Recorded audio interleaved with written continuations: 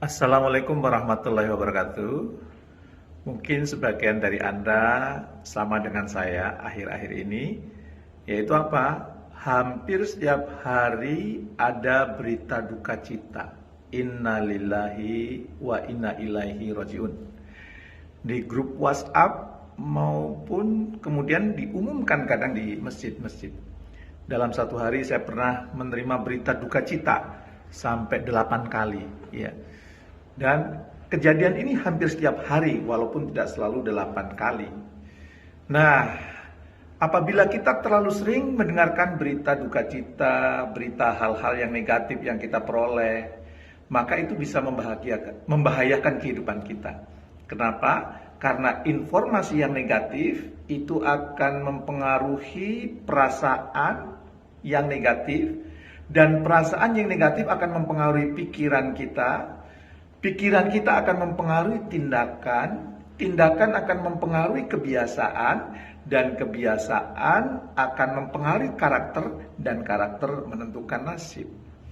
Maka kalau kita sering menerima informasi yang negatif, dan kemudian perasaan kita negatif, pikiran kita kemudian juga negatif, apa yang terjadi? Nasib kita di kemudian hari bisa negatif. Bagaimana caranya supaya hal itu tidak terjadi? Maka yuk kita lakukan 2 hal. Yang pertama, lakukan happy peak. Apa itu happy peak? Rick Hanson, seorang psikolog dari Berkeley University menyatakan bahwa cara kerja otak manusia itu ternyata dia senang merekam hal-hal yang buruk dibandingkan hal-hal yang baik. Maka kalau kemudian kita itu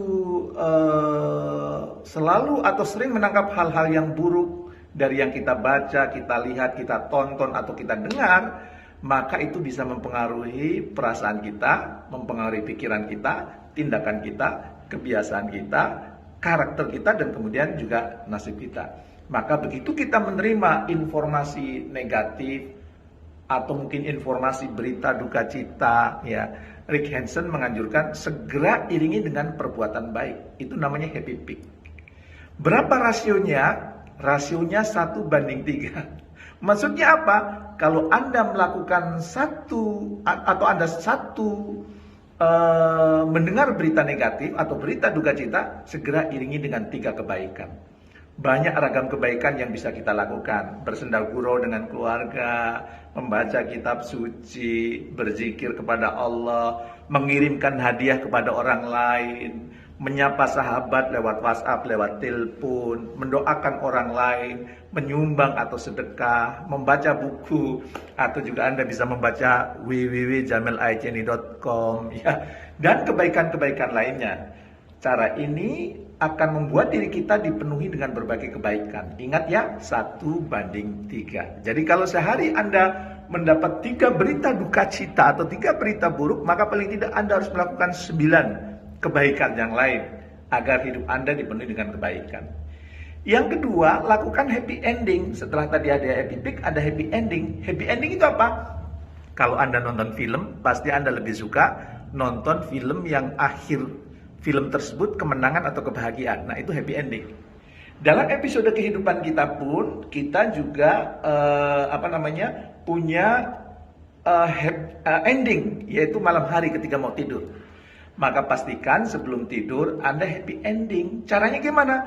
Mensyukuri semua nikmat, mensyukuri semua hal yang Anda terima hari itu. Kalau saya punya buku tulis yang saya beri nama Jurnal Syukur. Semua hal-hal yang saya syukuri pada hari itu saya tuliskan di buku Jurnal Syukur itu. Sehingga sebelum tidur itu happy ending. Pak Jamil, gimana kalau kemudian yang kita terima pada hari itu keburukan? Maka ambil hikmah. Ambil pelajaran dari kejadian itu. Jadi tetap saja happy ending. Insya Allah kalau Anda melakukan happy peak, happy ending ini, hidup Anda akan dipenuhi keberuntungan, kebahagiaan, dan informasi negatif yang sering kita baca atau kita dengar tidak terlalu berpengaruh dalam hidup kita.